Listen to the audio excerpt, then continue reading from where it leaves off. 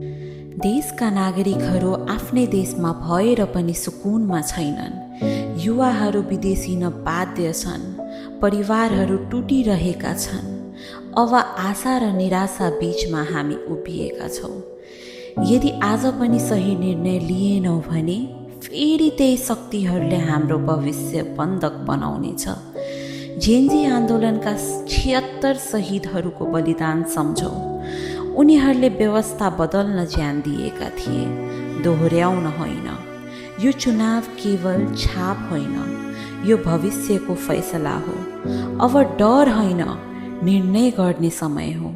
अब हामीले आफ्नै भविष्य आफैले लेख्ने समय आएको छ। त्यसैले यसपालिको मत केवल घन्टी छापमा। यही हाम्रो सङ्कल्प, यही हाम्रो प्रतिबद्धता। अब निर्णय हाम्रो हातमा छ। डर होइन, परिवर्तन रोजौँ।